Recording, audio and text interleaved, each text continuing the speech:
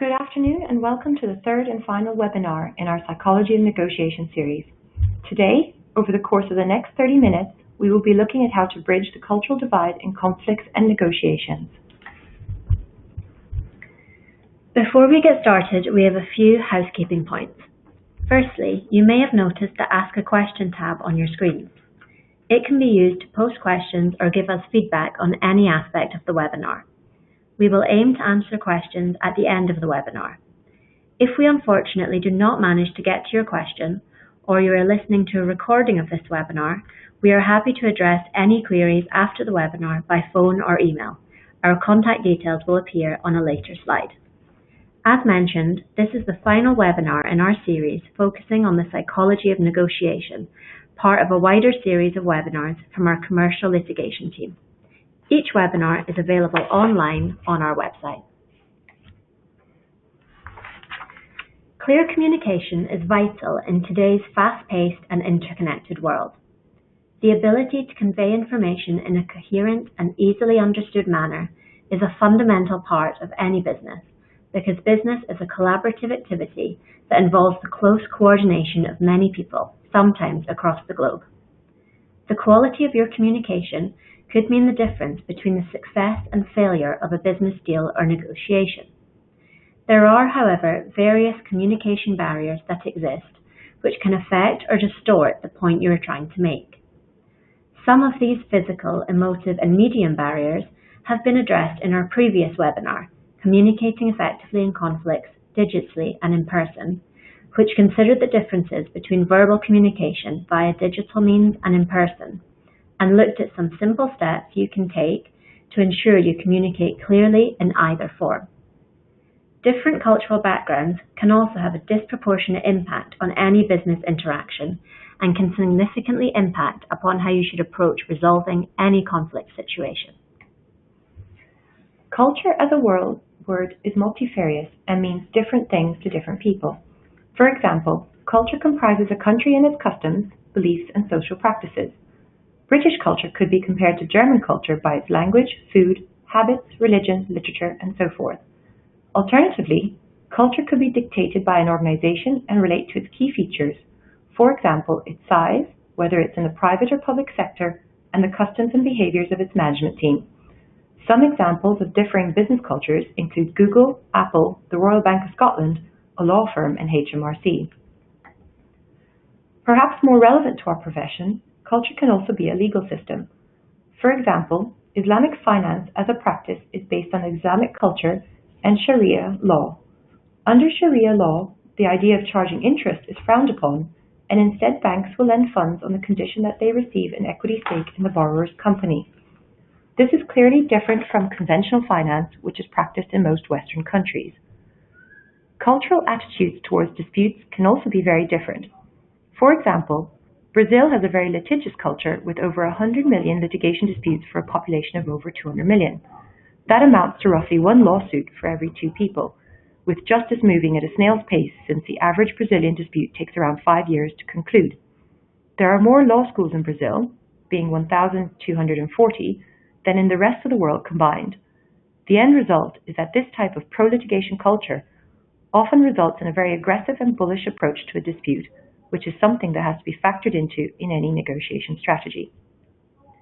Other cultural differences to be aware of include the impact of differing legal concepts across various legal systems, such as whether there is a culture of oral or written advocacy that may also impact upon any approach taken to a negotiation.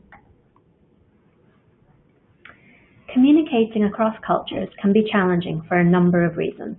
Language differences is a key barrier, not only in understanding the language itself and any accents, but also because of the meaning behind what people say or don't say.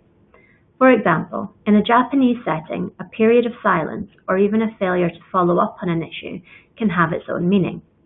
This kind of indirect communication can often involve different concepts of courtesy, the desire to save face or avoid giving offense, a wish to preserve harmony through deference, or even the need to maintain a business relationship. Often what someone says can be different to what someone actually means, and this can be different again to what someone else understands or hears. Certainly, the UK and the USA are often said to be divided by a common language. For example, these common statements have a subtext that is generally understood in the UK, but could lead to misunderstandings when deployed in cross-cultural situations. Non-verbal behaviours, gestures and manners can also pose as barriers. For example, in Russia, too much smiling can be seen as insincere. Light handshakes are expected in France, Japan, South Korea, Hong Kong and Taiwan, but firm handshakes are the norm for most Western countries. Pre-business chit-chat can be customary in some cultures and range from being a full experience, for example in India, the UAE and Japan, to a polite minimum before getting down to business, such as in most European countries, or being seen as inappropriate, for example in Russia, Switzerland and Singapore. Other non-verbal behaviours can relate to dining etiquette. For example, in Germany, eye contact is expected when toasting with a drink. If this is not done, you may be deemed to be rude. Whilst the actual reason for this custom is unknown, it is believed that if you drop or avoid eye contact, you are in for 7 years of misery, which I think everyone can agree is definitely something you want to avoid. Other examples can include the Russian and Slavic countries' requirement not to start drinking until the first toast has been offered, or eating with the right hand only in the UAE and India. Whether or not you should commence dining before your host or leave any food on your plate can be other pitfalls. Finally, business rituals can differ across cultures. In Japan, there is a specific etiquette around exchanging business cards, which is much higher value practice in Japan than in Western cultures.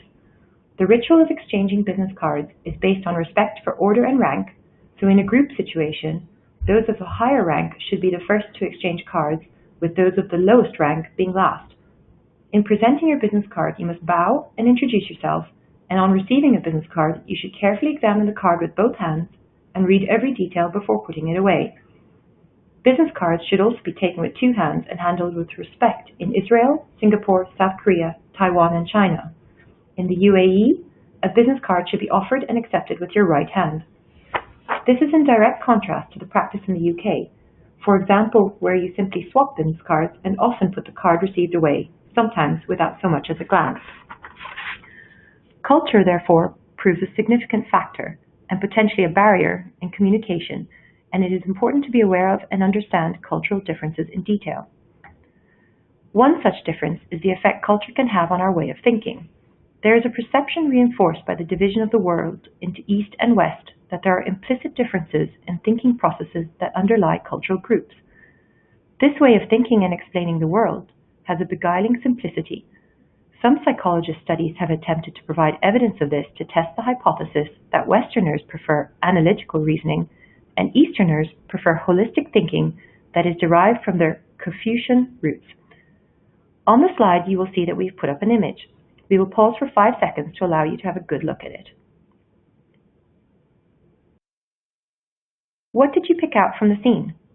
An analytical thinker, some psychologists argue, will have picked out the individual objects in the scene, such as the turtle, the boat, or the fish and the bubbles, and so on. A holistic thinker will instead have focused on the background and its color, and how the objects relate to one another in the context of the scene. However, empirical evidence to reinforce such a general distinction is sparse and arguably based upon the examples that have been used to underpin a given study's hypothesis. Instead, we consider that the best framework to understand the cause of cultural divides is to adopt a values analysis approach. This means considering how different cultural values can, and do, affect decision-making, and therefore what bridges you can build to reduce differences in order to communicate and negotiate effectively.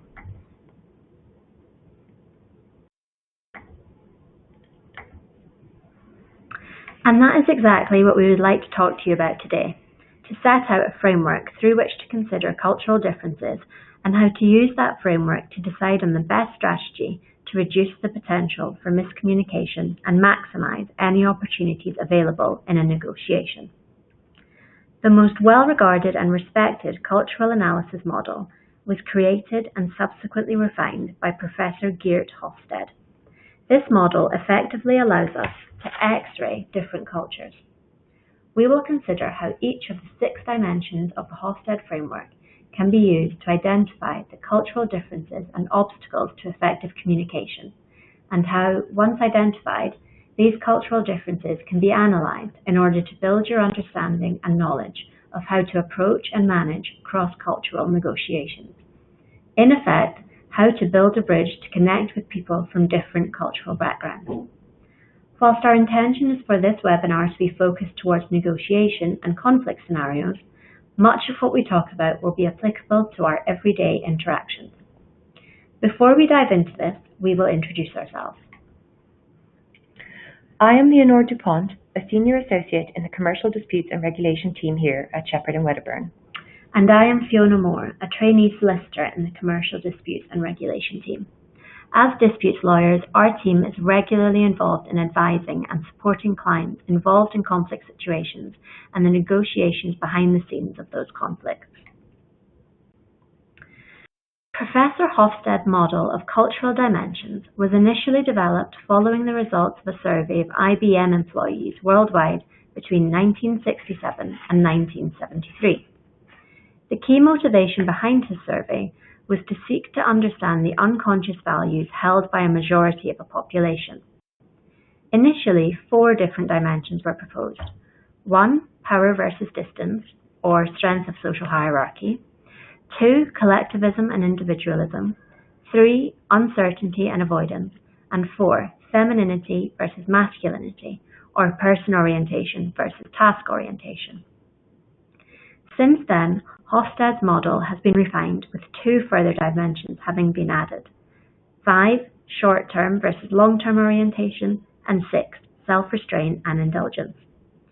As you can see on the slide, each of these 6 dimensions can be evaluated on a low to high index. So, for example, applying the model's power versus distance values to a given culture allows you to understand how the given culture perceives inequality and differences based upon hierarchy. The application of Hofstede's paradigm has been a powerful tool to analyse the extent to which specific cultural values exist based upon how respondents react to a given dimension of the model. We will now review and explain each of the 6 limbs of the model and set out our views on how results from the application of the model can be used practically for bridging cultural divides. The power versus distance dimension is used to evaluate the extent to which the given cultures accept inequality and power. A high rating in this dimension suggests that a given culture accepts inequality and power differences. This would lead to the conclusion that those from such a culture will have a high respect for authority. A low rating from a culture suggests that those from that cultural background expect organizational structures to be non-hierarchical and decentralized. Indeed, those from a culture with a low rating on this value dimension will likely expect participation and power distribution. The inference to draw is clear.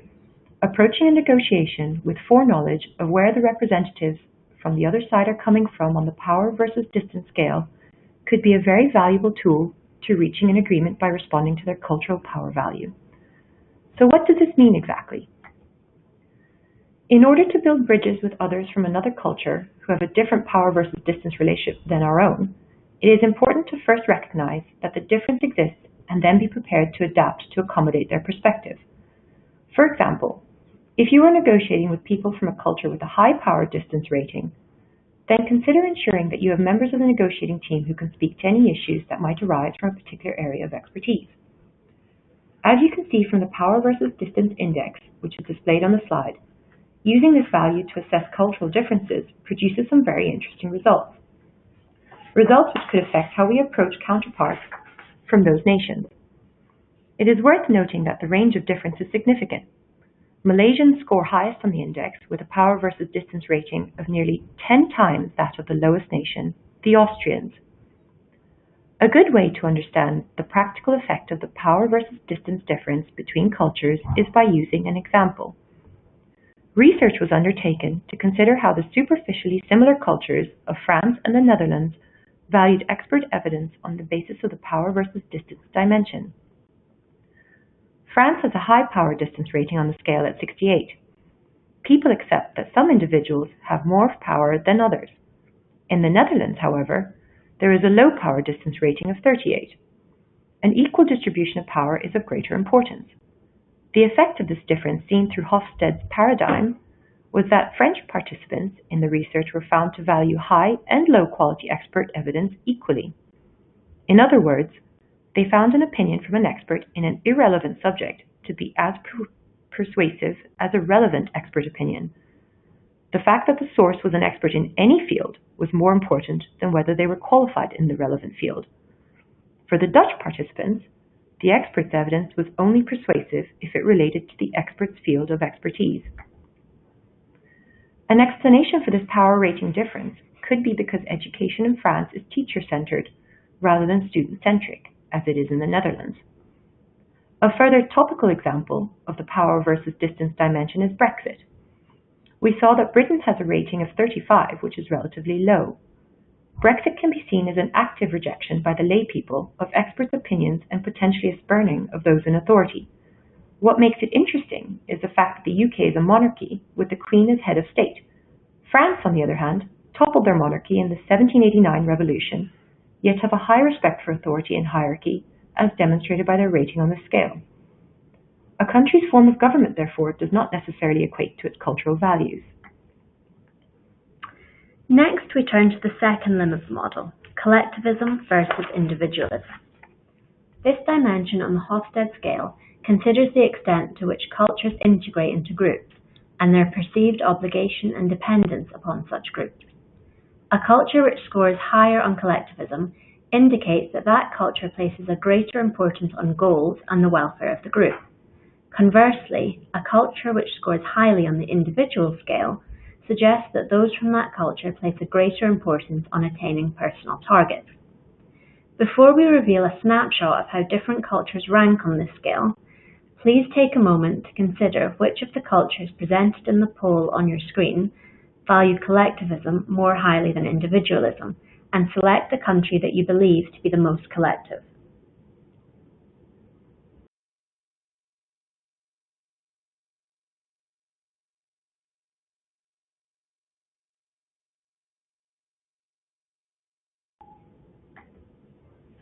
So, how did you do?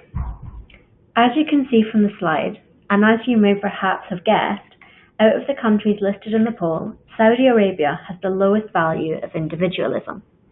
The United States has the highest emphasis on individualism, which is a clear reflection of the sustained prevalence of the American dream, and how, for example, the enormously wealthy, such as Donald Trump and Mike Bloomberg, occupy a vaunted position for many Americans.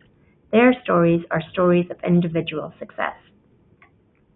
At the other end of the spectrum sits Guatemala, and indeed many other Southern and Central American nations.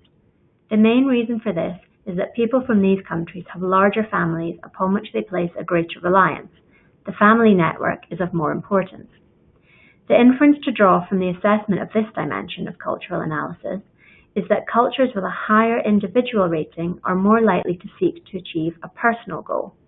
So in more independent-minded cultures, appealing to the key figure or figures in the negotiation directly and demonstrating what the personal benefit is to them of a given agreement may improve the chance of a successful negotiation. The third limb of Hofstede model concerns the extent to which a person will tolerate uncertainty and ambiguity. It therefore considers the level to which people from a given culture will accept unknown situations and unexpected situations. A high score on the Uncertainty and Avoidance Index suggests that people from that culture have a low tolerance for uncertainty, ambiguity, and risk-taking. As such, those cultures are more likely to have tighter regulatory environments and stronger central state control. On the other hand, a low score indicates a high tolerance for uncertainty and ambiguity. The unknown is more widely accepted with a looser regulatory environment. The results are once again informative.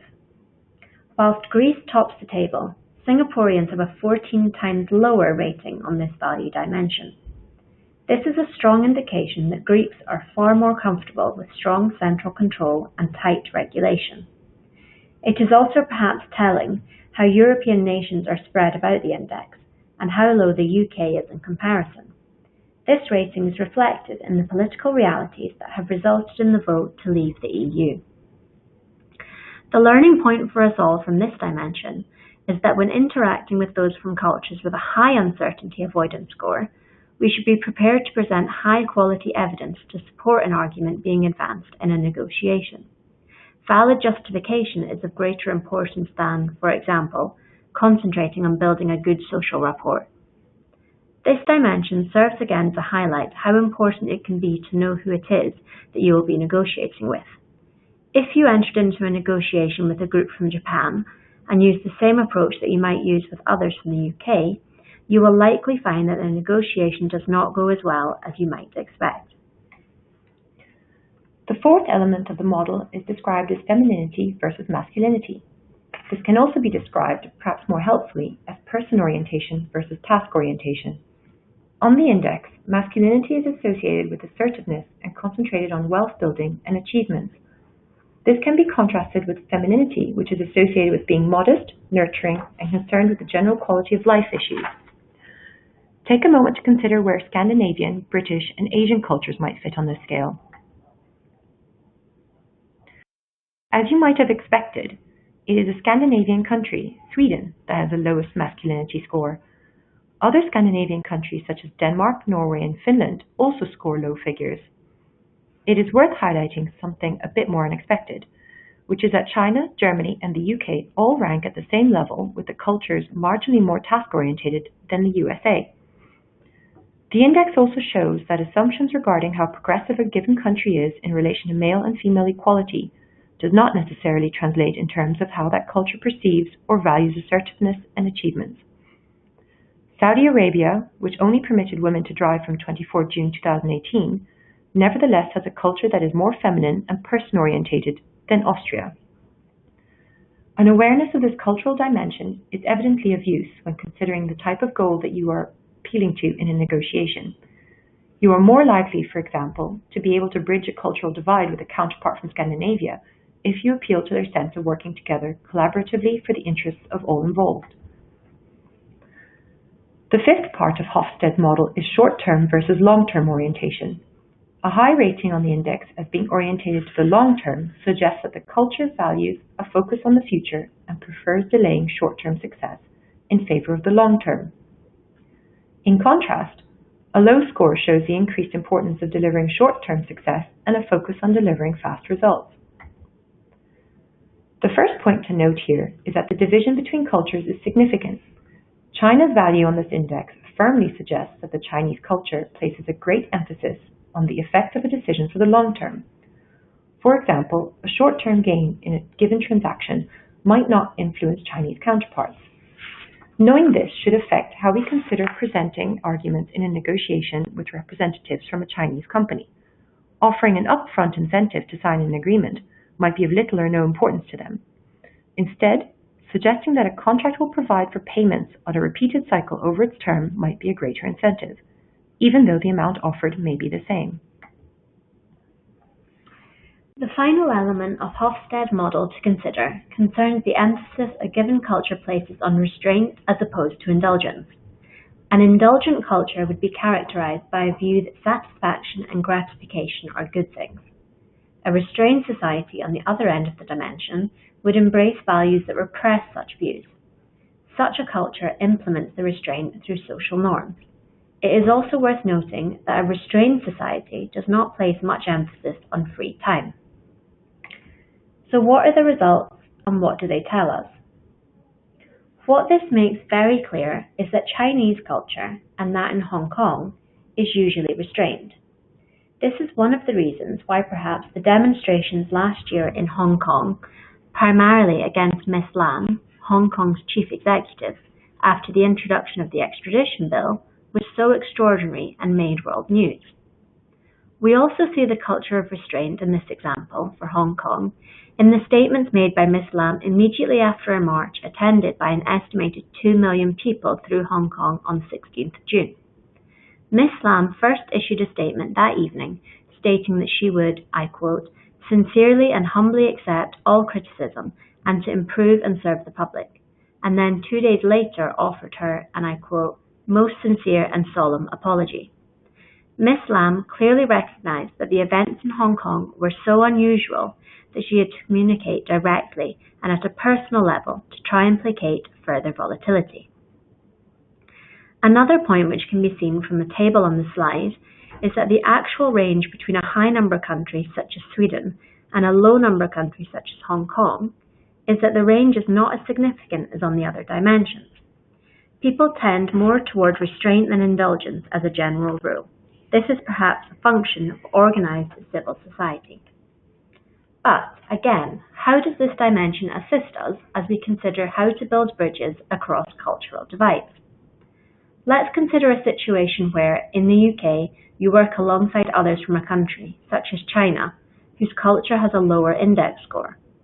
Perhaps you have joint contractual obligations. What's the effect of this? It is likely that those from China would not necessarily appreciate jokes or negativity about the given project or task.